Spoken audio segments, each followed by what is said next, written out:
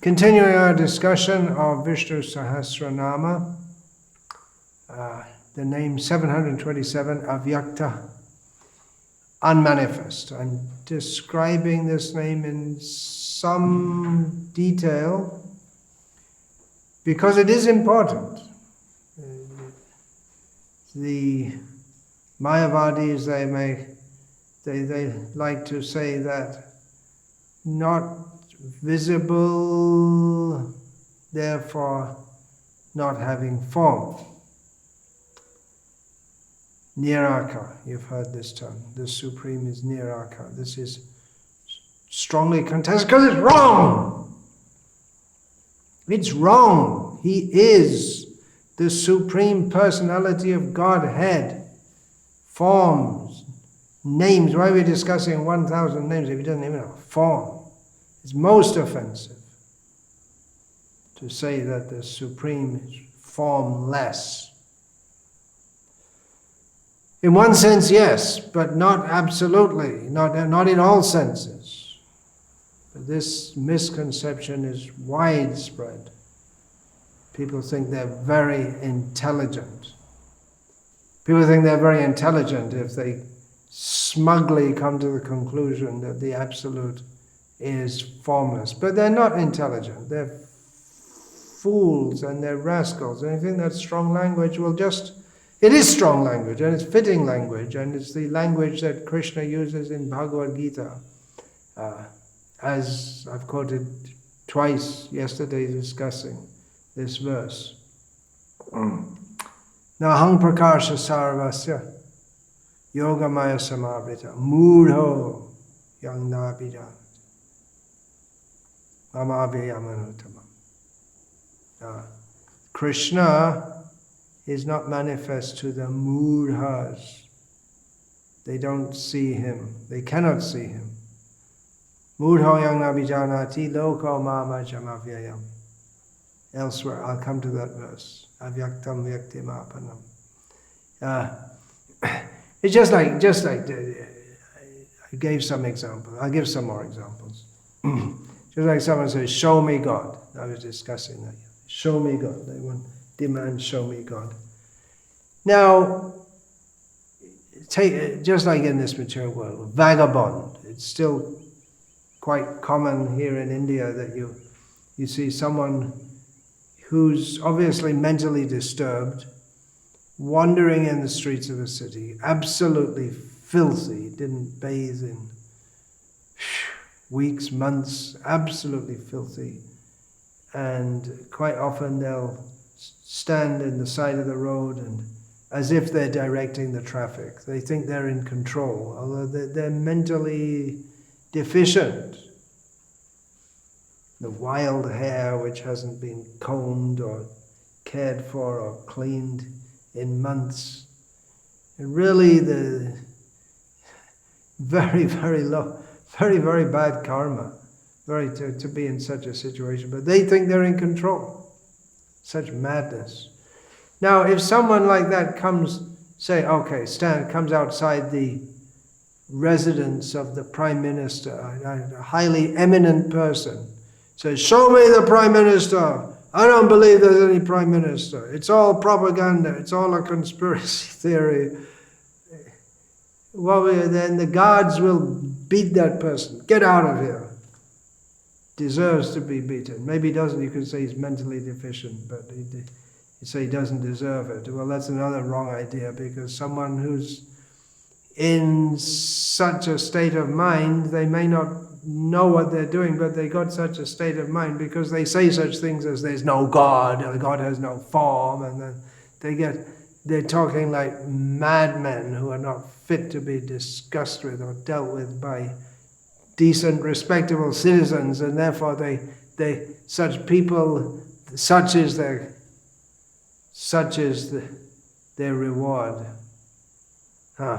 So if someone stands outside the guards will beat him and drive him away because you can't just demand. It's insane that a vagabond will demand. Oh, the Prime Minister, he should come and show himself to me. And also the people who are going in and out of the Prime Minister's residence, They themselves are the most highly respected people in society, good citizens. So they should be allowed to go in and out and conduct their business with all due respect to the Prime Minister as is suitable. And they shouldn't have to be disturbed by such vagabonds. So that's the duty of the guards to remove such rascals. And so you may say, well, who are you to use such strong language? Well, we're just trying to warn people. If you don't, just wake up, you fool. The Supreme Personality of Godhead, you might not be able to see Him, but the whole goal of life is to act in such a way that He will be pleased to see you. If you can't see Him, and then because of our puny intelligence and limited senses, we can't see Him, and therefore we proudly say He doesn't exist, then you're going to, as a result of that misuse of human life, because human life is meant for understanding, using our cool-headed intelligence to come to understand and respect and realize that the Supreme Personality of Godhead is manifest in everything and everyone and everywhere. It's just our foolishness and our sinfulness that we can't see Him. So if people, if they defy the personality of Godhead, then they have to suffer severely karmic reactions life after life. If they misuse their human form of life, instead of being submissive, trying to understand God, and instead defy His very existence, or say, yes, there's God, but He doesn't have any form. Unseen. There's some rascal Mayavadi used to say that he's dead now. Good riddance. He used to say, well, Krishna means black. Okay, that's a dictionary meaning of the word Krishna. Black means darkness, ignorance, cannot be seen. So why should we bother trying to see Krishna? Something like that. Rascaldom. So we should know that, yes, He is Avyakta. We're not saying He's not Avyakta, but He's unmanifest to us because we are not fit to see Him. And human life is meant for acting in such a way that we purify our consciousness so that we become fit to see Him at every step of life, in every breath. Okay, back to the commentators. Satya Devo Vashishta quotes from the Atharva Veda, Antisanti Antisanti na pashyati, antisantam na jahati, devasya pashya kavyang na mamara na jiryati. This gives the idea that although the Supreme Lord is close by and never far away, He's not seen. He neither ages nor decays like everything that we do see. Such is the wonder of He.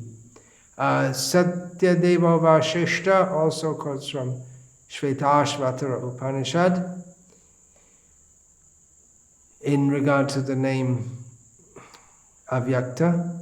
Eko Deva Sarvabhuteshu Gurha. He is the one Supreme Lord, but He remains hidden in all living beings.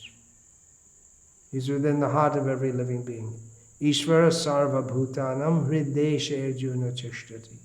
Within the heart of every living being, He is residing. We don't see Him in the heart, but from that vantage point, He is directing all of our movements, from body to body to body, and even within every body.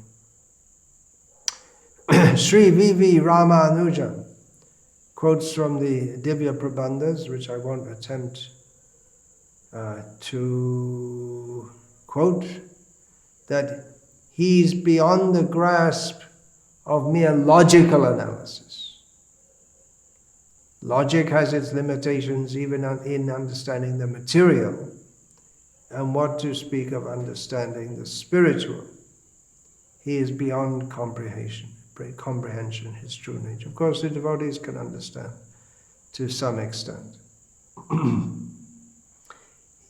He can and very kindly does, Vishnu we're talking about, Vishnu Sahasranama, right? He can and very kindly does take many forms, but not even one form can be defined or comprehended or described in totality. Therefore, Sri Shankaracharya gives another meaning. He's given one meaning, which I spoke on yesterday. He's called Avyakta because he cannot be defined precisely in terms like, this is his nature, he is like this.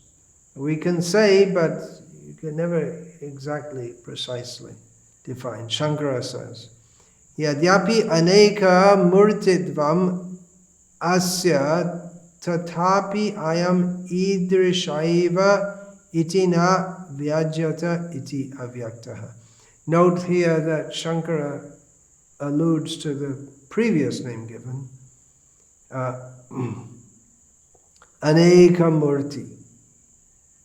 He mentions this name. So he says that even though he has many forms, to fully and properly describe is not possible, therefore unmanifest. Unmanifest means what?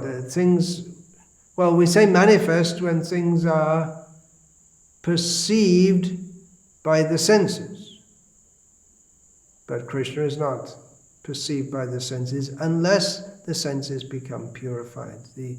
The art of bhakti sadhana is to purify the senses so that the senses become pure enough to see the Lord. It's not exactly like some yoga sadhana where you build up, you have the illusion of building up your own mystic powers and strength and sense control and mind control. But bhakti really means calling out to the Supreme Lord for his help. And then when he wants, he reveals himself to the devotees, seeing the devotees' sincere efforts in devotional service. Atashri Krishna namadi na bhaved grahyam indriyai sevon mukhe hi jivado swayameva spuratyadaha. Srila Prabhupada quoted this verse innumerable times, that we cannot by our mundane senses see, touch, taste, smell, feel or hear the Supreme Lord, nor by our limited mind or our intelligence can we comprehend him. But when we develop a mood of simply wanting to submissively serve him, and in this way we engage our senses in his service. That's another. Rishikena Rishikesha Sevanam Bhakti Ruchyate. By engaging the senses in he who is the master of the senses. Beginning with the tongue, just like now I'm talking about Vishnu, in a manner which is devotional, having been blessed by my most merciful Guru Pada Padma, His Divine Grace Srila A.C. Bhaktivedanta Swami Prabhupada. I am now engaged in using my tongue in speaking about the Supreme Lord. The tongue is also engaged in his service by chanting his names. Hare Krishna, Krishna Krishna, Hare Hare, Hare Rama, Rama Rama, Hare Hare. There's so many names. We're discussing the 1,000 names of Vishnu. It's just a sampler. There are so many more. So engaging the tongue by speaking about Vishnu and speaking his names, and engaging the tongue by tasting food which is offered to him, Krishna Prasada, the vow to accept only that food which is offered to him. So the result of that is, again, it's not mechanical, but when he is pleased, he becomes very pleased with that, and then he blesses the devotee by revealing himself to that devotee. So he's unmanifest, but he kindly manifests himself to his loving devotee. Yeah, and then that. Yeah. Otherwise, he is avang manasa gochara, the Vedic language. He's beyond the scope of the words to describe, any words to describe, and the mind to understand. Another way that he is Avyakta, he's one name already given is Sakshi. He's the witness of everything. In this material world, we may think that we can get away with whatever we like. If we can evade the law, all well and good. But there are the laws of karma. We can't get away with anything. There is the Sakshi, that name is already given for Vishnu here in Vishnu Sahasranama. Sakshi, witness. Upadrashta.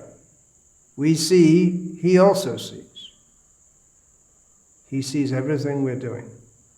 In the Bhagavatam, it's stated, Narayana Akhila Loka Sakshine, offering or referring to the Supreme Lord Narayana, who is the witness of everything and everyone within all the worlds.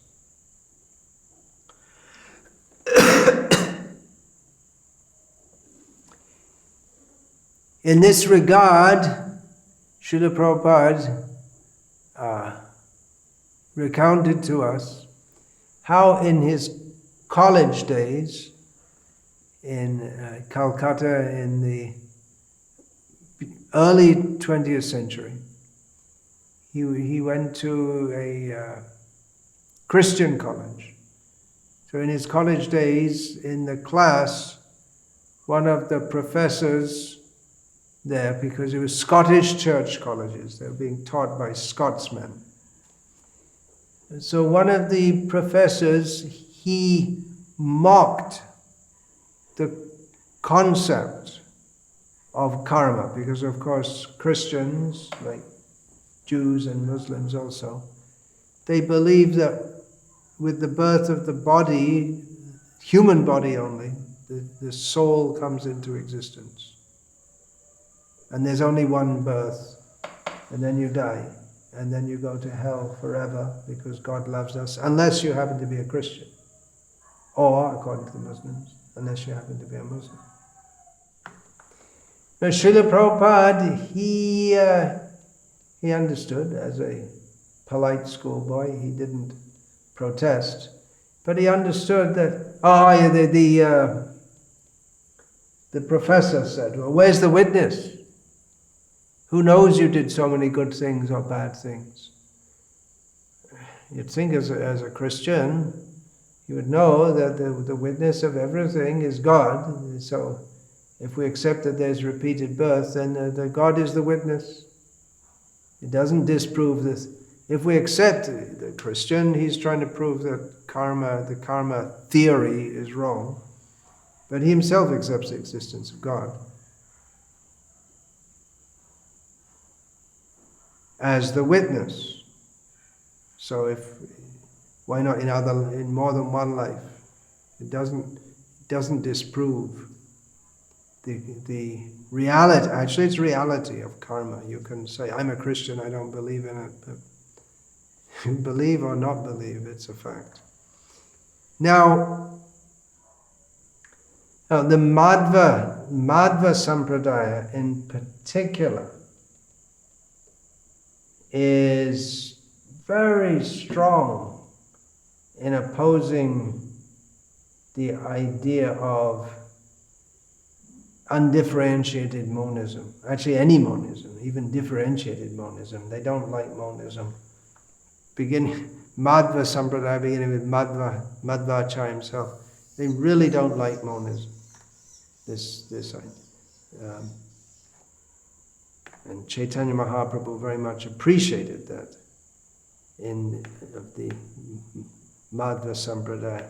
So in the published Madhva commentary, which is published in English, actually it's a lot of Sanskrit in it, also a lot of Nagari type also.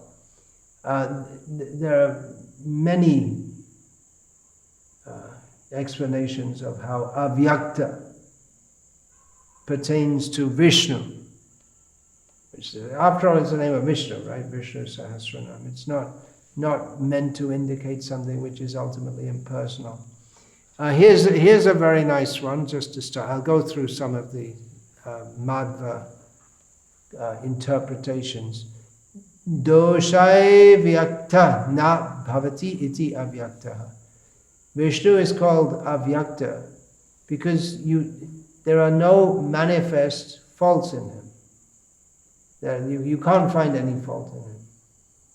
Fault, you may say, well, someone may have a subtle fault which you can't perceive, but that will become manifest in due course of time. But it's imperceivable. Of course, the demons, they accuse Krishna of so many things, rascals. But if one is actually on the platform of transcendental realization, seeing reality as it is, then we should understand that there is no fault in Vishnu. And there is fault in the material world, and everyone in this material world is faulty because of the fault of ascribing fault to Vishnu. So that's a very important understanding. Another meaning from the Madhva Sampradaya. Avyakta Visheshana Avyakta, which is translated here as Vishnu is called Avyakta because he is not visible by special manners. Number 3. Murti matvepi na vyajyate iti avyaktaha.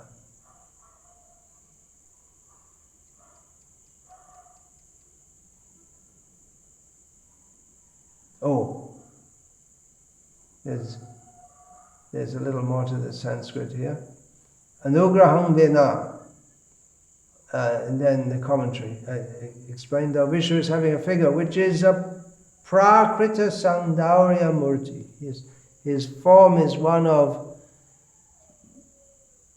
non-material, extraordinary beauty, but it is not visible without his special blessings. So this echoes some of the discussions which have been given previously.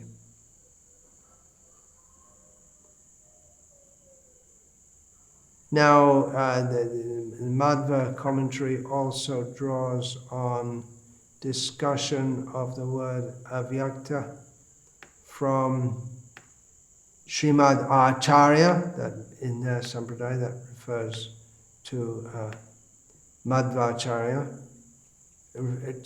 from his commentary on Vedanta Sutras. Sukshmam eva avyakta shabdena uchyate. It means that which is what is called avyakta is that which is very subtle. So obviously Vishnu is most subtle in this world. Avang manasa gochara. He's not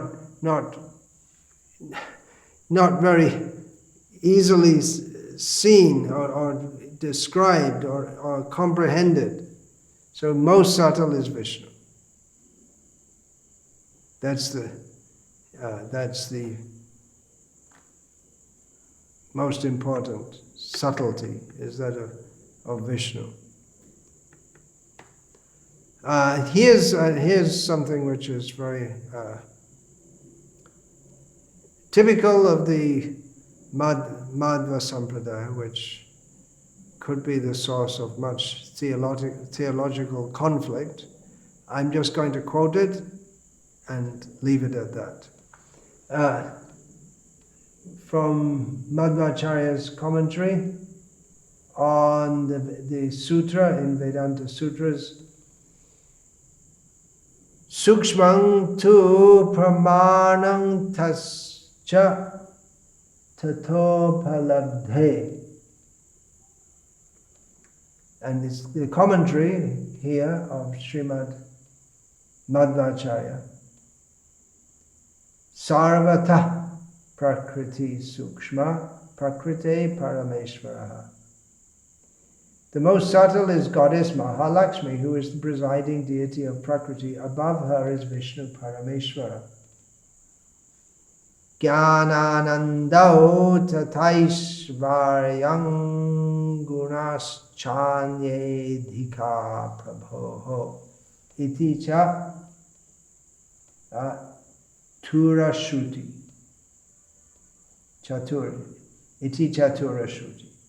In knowledge, Ananda, and in all wealth, he is supreme and is very much more than Mahalakshmi. Therefore, he is called Avyakta. I won't comment further on this. This is Madhva Bhasha.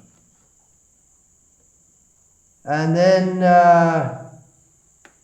again in his commentary, Tadavyakta Madhvacharya's commentary, another sutra of Vedanta Sutras. Madhvacharya states, Avyaktam eva. Printing is not very clear. Avyaktam eva tad bahya swataha. Brahma, by nature, Brahma, the absolute ultimate reality, is avyakta by nature. Therefore, Vishnu, who is Brahma, is called Avyakta, unmanifest. Now here, the very important point is raised in this commentary. Vishnu is Avyakta, unseen, not clearly, very visibly manifest. So, how are we going to see him? How are we going to get in contact with him? We're here, we're in a gross bodily existence, we're in this gross material world. He's so subtle, he's beyond our mind and its senses and intelligence. How are we going to attain to him? We may become disappointed, dejected, and hopeless of ever having the opportunity to attain to his lotus feet. Then again, quoting in reply, quoting from Madhvacharya's commentary on Vedanta Sutras, on the sutra, Ata anantena tatahi lingam. Madhvacharya states, Ubhayatra, is it? So small, I can't see. Ubhayatra pramana bhavat tat prasada deva prakasho bhavati. So you can follow what that means. By his mercy. By his mercy he reveals himself. And he quotes again,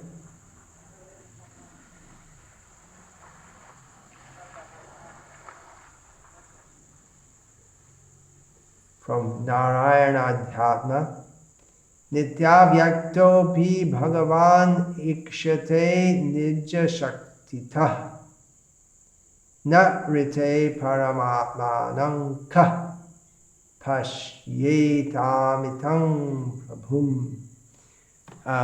Now, although the word achintya is not used exactly in the Sanskrit, it's very interesting that the translator here has used the word achintya shakti, which is a central concept in the teachings of Lord Chaitanya Mahaprabhu, especially in his rebuttal of Mayavad, as we find in the 7th chapter of Adi Lila of Chaitanya Charitamrita and 25th chapter of the Madhya Lila. So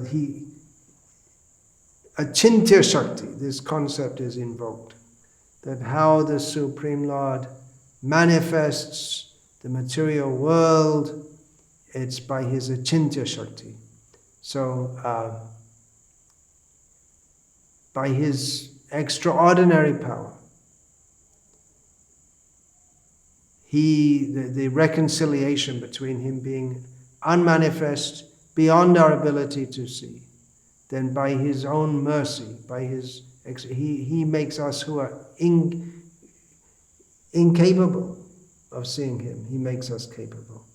Then, very interestingly, in the Madhva commentary, quotes from the Gita, which we, in line with our Gauriya Acharyas and other Acharyas, in context we take these, he's quoting from the Gita 2nd chapter, we take this to be a description of the individual atomic soul. Srila Prabhupada uses that term, the Jivatma. Avyakto yam achintyo yam avikaryo yam uchyate tasmad enang vidit vainang nanu chochitam arhasi. The word used is avyakta. The soul, the individual soul, is unmanifest. You say, I don't believe any soul. You cut the body, you don't find any soul. So what the Madhva Sampradaya, they say, here quoting, I am Avyaktaha. This Hari is very subtle. I am Achintya. He is beyond human contemplation, beyond Ata Avikaryaha. He is the same always without any change. Hence Vishnu is called Avyakta. But we can understand from this that if the soul, the individual soul is Avyakta, then it is unmanifest. Even we find it hard to understand our own very selves, who are individual living beings. And what to speak of the Supreme Soul? Think about it. Unthinkable, but think about it. Then a very important verse, which I haven't quoted up to now, and it comes in the Madhva commentary. Very important verse from Gita. Avyaktam vyaktim apanam manyante mama buddhayaha param bhavamajananto mamavyayam anutamam. Those who say, Krishna says in Bhagavad Gita, those who think that my personality, my personhood, is manifested from the unmanifest. Such persons, Krishna says, are abuddhaya. It's a polite way of saying they're dull-headed, foolish rascals. Simply means not having intelligence. It's actually perverse intelligence, but perverse intelligence like having no intelligence. They don't know that Krishna is on a higher level altogether than their stupid little brains. They don't know that Krishna is inexhaustible and supreme. So Avyakta, then we can understand, means he's not to be equated with the tiny little jivas. His personality is not manifested from something impersonal. Rather, the impersonal aspect of ultimate reality is manifest from his personality. Again, from Bhagavad Gita, quoted in the Madhva commentary on this name, Avyakta. Avyaktoksha ityukta tamahuf paramang gatim yang prapya nanivartante tadhama paramang mama. Avyakta akshara ityukta.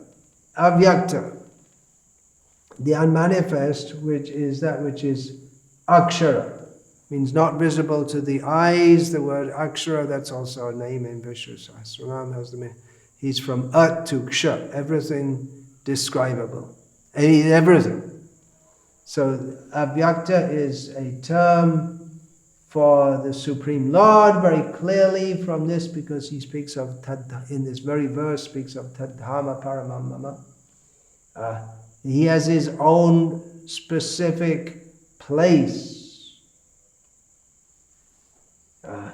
Then Gita, again, in Madhva commentary, Mayata tamidang sarvam jagada avyakta murtina. Again, the word avyakta in Gita. Avyakta murti. Matstani sarva bhutani na chahum teshvavastita. All these worlds with animate and inanimate objects are pervaded and surrounded by Krishna, his Avyakta Murti.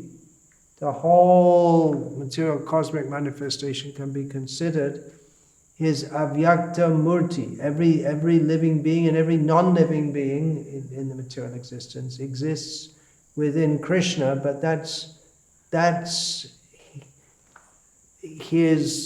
not his direct original personal form.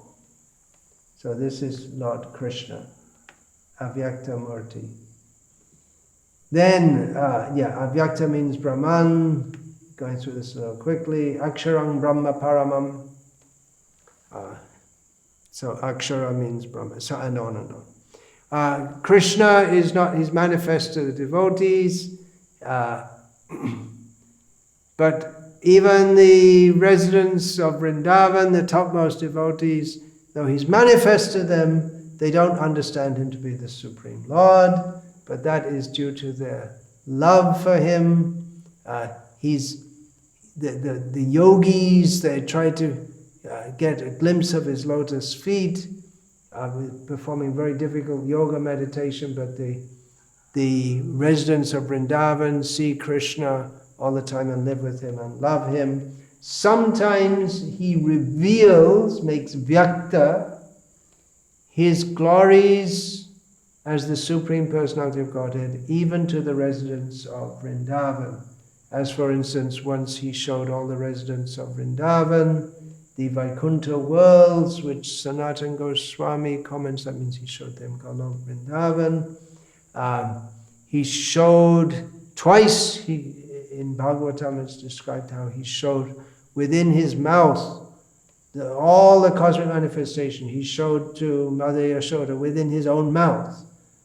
And several times he killed terrible demons who were possessed of highly dangerous mystic powers, who are fearful even to the demigods. So actually many times Krishna showed his superhuman prowess, which sometimes had the Vrajavasis wondering, well, maybe he's God.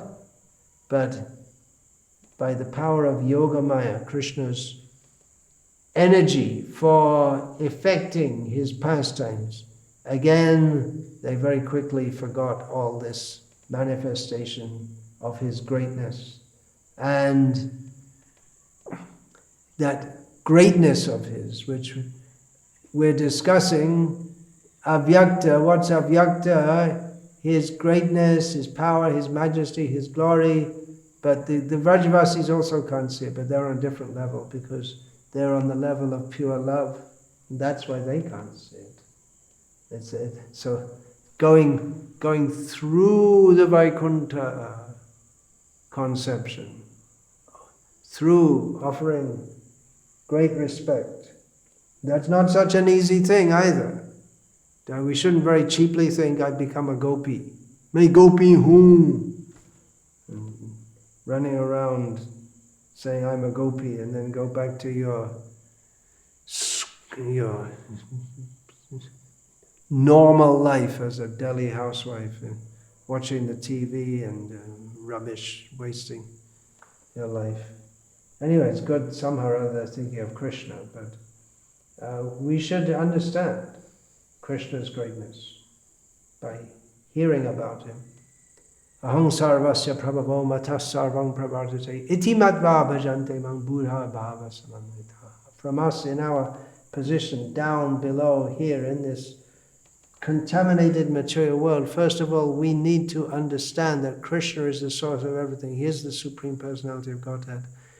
And understand that, and that will be the platform by which we can begin to worship him with love. And then we come to the platform of love, and then Krishna doesn't want us to think of him as great. That is the goal. So Avyakta. Avyakta means that which is not seen.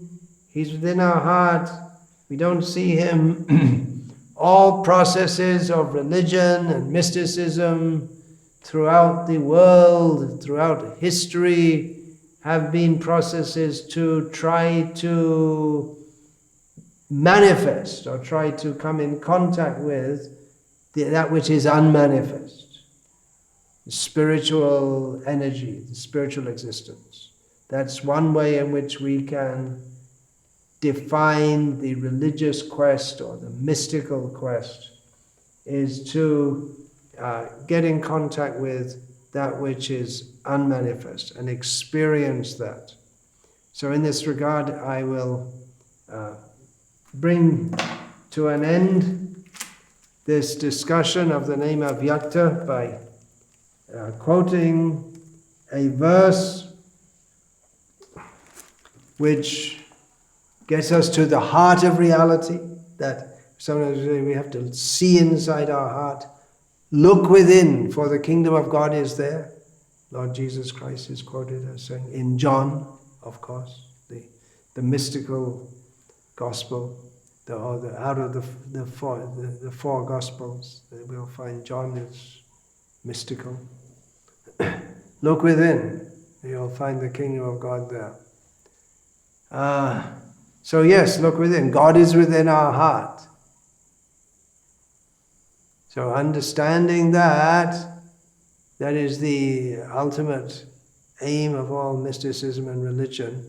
And that is the beginning of Caitanya Charitamrita. I will quote a verse from Srila Rupa Goswami, which is quoted by Krishnadas Kaviraj Goswami as a blessing to introduce us to the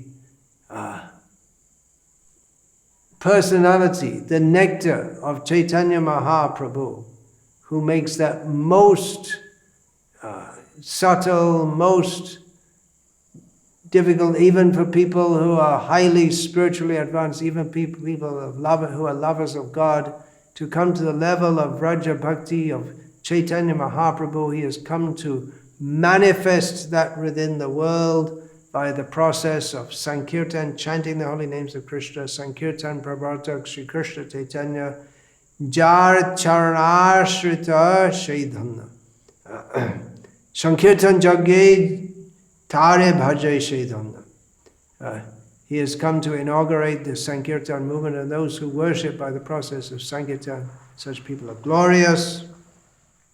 So we can have entrance to Chaitanya Charitamrita by the mercy of Rupa Goswami, by his blessing conveyed to us by Srila Krishnadas Kaviraj Goswami and conveyed to us by Srila Prabhupada. Anarpita Chiring Chirat Karunya Vatirno Kalo Samapiyata Manutoj Valarasang Swabhakti Shriyam Hari Purata Sundara Duty Kadamba Sandipita Sada Hridya Kandaris Puratu Va Shachinandana. Chaitanya Mahaprabhu is in everyone's heart. Ya Atmantayami Purusha iti sosyangsa vibhavaha. He's in everyone's heart, and he is manifested in this world, dancing in bliss, and he invites us to join him in his dance of bliss, which will reveal to us what he has come to give, which is not revealed very often, very, very, very rarely revealed after a long time. That which is his heart. On their Hriday Mon, Moramon Vrindavan. Chaitanya Mahaprabhu's heart is the pastimes of Vrindavan. So he's come to reveal the Unatujvala Rasam, Swabhakti Shriyam, devotional service to himself, which is the highest resplendent level of bliss in devotional loving feelings. So Rupa Goswami blesses us that within the core of the heart, we find in Chandogya Upanishad, the Mayavadis love this one also, the discussion of the Hridakash, the space within the heart. Dahana Vidya, that's called. But the Vaishnavacharyas, of course, explain that means Vishnu in the heart, not just some weird, impersonal conception. So that Chaitanya Mahaprabhu resides within the heart, and he has manifested himself as the son of Sachi. He revealed himself in that world. May that Sachinandana, the darling, beloved, delightful child of Sachi, be manifested within our hearts. And this is how he blesses the readers of Chaitanya Charitamrita, that when we hear Chaitanya Charitamrita, that Chaitanya Mahaprabhu will manifest within our hearts. And that love of Krishna, which has remained unmanifested for countless eons, will manifest. And then we can join Chaitanya Mahaprabhu in his manifest pastimes of dancing and chanting in pure love of Krishna, the Supreme Personality of Godhead, who is the most beloved Yashodanandan Shama Sundara, Sri Krishna. Hare Krishna. Vancha kalpatarubhyascha kripa sindhubhyascha patita nam pavanebhyo vaishnavebhyo namo namaha. Dante nidhaya churnakam padaya nipatya kritva chakakushatame tadaham bravimi he sadhava sakalameva vihaya durat Gauranga Chandra Charne Kurudanuraga